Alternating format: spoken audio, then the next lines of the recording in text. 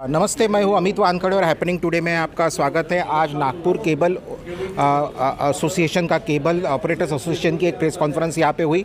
हम जानते हैं अभी हम जानते हैं कि काफ़ी सारे चैनल्स अभी जो केबल पे बंद हो गए हैं, हम जानते हैं। सर, आपका एक परिचय दीजिए। मेरा नाम प्रभात अग्रवाल है। हम लोग cable operator association, Vidarbha cable operator association के सदस्य हैं नागपुर के अंदर में। हम लोग कई सालों से, लगभग आज 32 सालों से नागपुर के अंदर में, पहले मेरे पिताजी के माध्यम से, अब हम लोग कंटिन्यू कर रहे हैं सारी चीज़ें।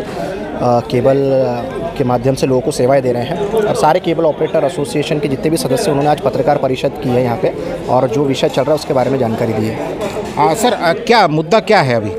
मुद्दा यह है कि जैसे आप जानते हैं, पिछले 18 तारीख से आज 4 दिन और 5 दिन होते आ रहे हैं। इन 4-5 दिन से सुबह 8 बजे से ऑल ओवर इंडिया के अंदर में जो प्रमुख एमएसओ है, प्रमुख जो बड़े बड़े केबल ऑपरेटर के जो जिनसे उनको माल मिलता है, ये बोल सकते हैं आप एमएसओ जो है, उनके माध्यम से सेवाएं जो है वो बंद है। अब ये सेवाएं उन्होंने बंद नहीं की हैं, इन्होंने ये चैनल मालिकों ने सेवाएं बंद की है। ब्रॉडकास्टर्स के माध्यम से ये सारी सेवाएं बंद हुई हैं। और ग्राहकों का गुस्सा आपके ऊपर निकल रहा है? बिल्कुल, ग्राहकों का सीधा, क्योंकि ग्राहकों को हम फेस करते हैं ना, ग्राहकों को हम लोग फेस करते हैं, उनसे पैसा लेने हम लोग जाते हैं, तो उनके लिए सबसे बड़े दुश्मन तो हम हो गए कि भाई आप मेरे दरवाजे पर आ रहे हो, आप हमसे पैसा ले रहे हो, तो आप ही गुनहगार हो। मेरे को मेरा केबल चालू करके दो, उससे मतलब है, दूसरी बात आप मत बताओ। ऐसा उसका कहना है, ग्राहक का कहना है। अभी प्रमुखता कौन से चैनल बंद है आज नागपुर के अंदर में? अगर हम देखा जाए तो पूरी तरीके से कलर्स को छोड़कर, कलर्स का नेटवर्क है उसको छोड़कर, जितने भी नेटवर्क है, चाहे स्टार का हो, जी का हो, सोनी का हो, इसके अलावा एक यूटीवी का, जो ये जो 3 जो प्रमुख चैनल नेटवर्क्स है, 3 जो प्रमुख ब्रॉडकास्टर्स है, इनकी जो सेवाएं पूरे नागपुर में नहीं, मतलब 90% इंडिया के अंदर में बंद है। तो इन्होंने क्या, जो पेमेंट स्ट्रक्चर है वो इंक्रीज़ किया है, फीस इंक्रीज़ की है? पेमेंट स्ट्रक्चर जो ये कुल मिला के जो नीतियाँ बनाई जा रही है, आज हम लोग जो देखते आ रहे हैं कि 2013 के में सेटअप बॉक्सेस को नागपुर में, महाराष्ट्र के अंदर में लाया गया। उसके बाद में फिर पैकेज सिस्टम लाया गया। तो सरकार जो भी नीति बना रही है, अब ये नीति कौन बना रहा है? सरकार बना रही है। सरकार अगर कोई भी नीति बना रही है तो ये किसके लिए बनाई जाती है? बनाई जाती है जनता की भलाई के लिए। हमें ये समझना पड़ेगा कि वाकई में ये नीति लाने के बाद में जनता की भलाई हुई है क्या?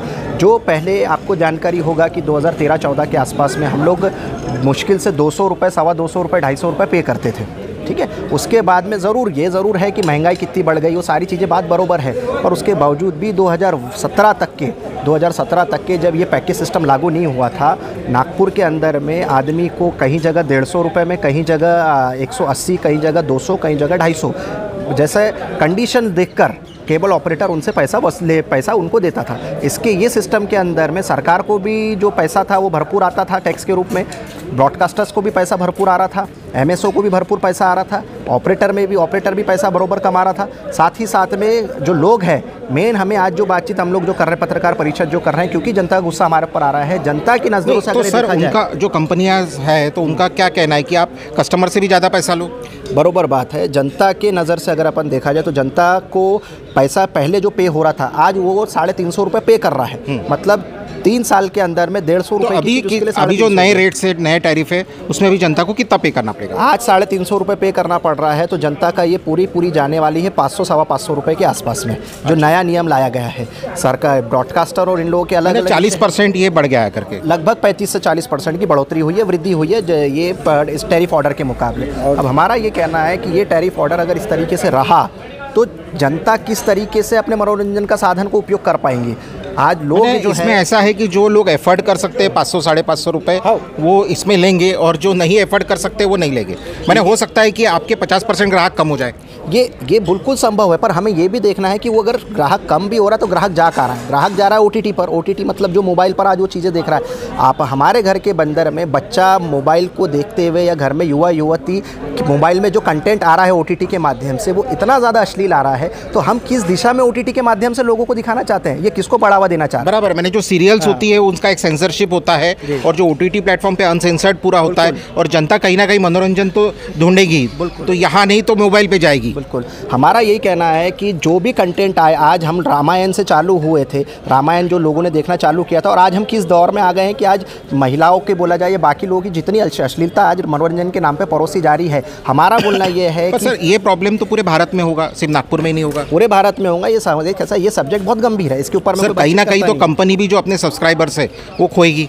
बिल्कुल खोएगी, सब्सक्राइबर बेस खोएंगी और कहीं ना कहीं OTT जो है या बाकी चीज़ें जो है सरकार क्या कर रही है, कुछ जो OTT मालक है बड़े बड़े जैसे नेटफ्लिक्स है, ये जो है इनको कहीं ना कहीं पहुंचाने के फ़ायदा पहुंचाने के हिसाब से सारी जो नीतियां बनाई जा रही है। हमारा इसके अंदर में ये बोलना है कि कंटेंट इतना साफ सुथरा हो कि एक बेटा ये जो टैरिफ में जो राइज हुई है उसका बड़े जो OTT प्लेटफॉर्म्स है, बड़े उद्योग घराने हैं, उनको फ़ायदा हो सकता है, ऐसा आपका कहना है? मैं ये बोलना चाहूँगा, ये जो आप जो बोले हैं, ये जो केबल ऑपरेटर जो ग्राउंड के अंदर काम करता है, ग्राउंड के ऊपर काम करने से क्या होता है कि अभी ग्राउंड से पूरे केबल ऑपरेटर को हटा के ये जैसा OTT कंटेंट अभी बहुत सस्ते में दे रहे हैं। आज केबल ऑपरेटर है तो आज 350 रुपये का केबल है।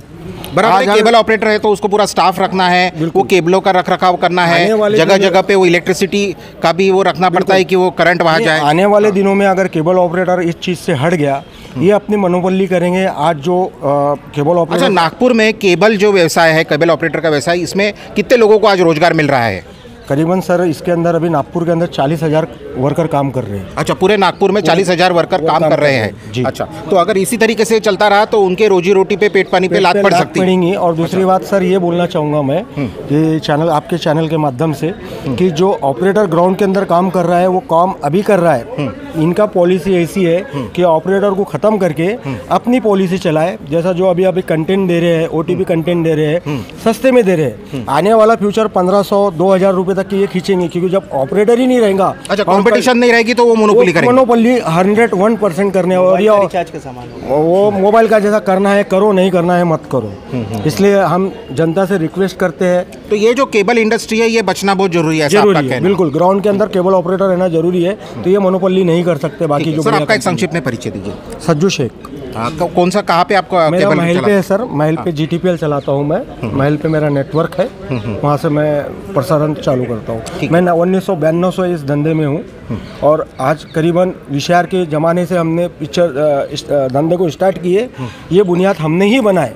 अब ये बुनियाद बनने के बाद में बड़े MOSO और ये छीनना चाह रहे हैं ऑपरेटर लोगों से, जो बुनियाद हमने बनाई। ठीक है, हैपनिंग टुडे से बात करने के लिए आपका बहुत बहुत धन्यवाद। और आगे भी जो भी आपकी बातचीत होती है हम जनता तक, हमें आज बिल्कुल जनता तक ये संदेशा पहुंचाएंगे हमारे चैनल के माध्यम से कि आज जो डिफिशियंसी इन सर्विसेज हुई है, जिसमें केबल ऑपरेटर्स की कोई गलती नहीं है, ऊपर से टैरिफ रेट बढ़ा हुआ है, ये हम जनता तक क्लियर आज संदेशा पहुंचाने की आपकी तरफ से कोशिश करेंगे। OTT कंटेंट पे जो आपने जो बात की है, इसके बारे में मैं धीरज गवली थोड़ा स्पष्टीकरण देना चाहूँगा। ये जो OTT कंटेंट में जो वेब सीरीज जो परोसी जा रही है, इसमें इसका पूरा दुष्प्रभाव जो है बच्चों पे गिर रहा है। जो आज के जो यंग जो बच्चे हैं, जो 10वीं 12वीं 8वीं 9वीं 10वीं क्लास में जो पढ़ते हैं। आपका एक परिचय दीजिए। मेरा धीरज गवली। और ये OTT कंटेंट के वजह से एडल्ट मूवी तक के परोसे जा रही है, जिसका दुष्परिणाम बच्चों पे हो रहा है। ठीक है, और टीवी बंद होगा तो OTT की तरफ लोगों का झुकाव बढ़ेगा। हाँ, देश के लिए, समाज के लिए निश्चित। धन्यवाद सर। Happening today.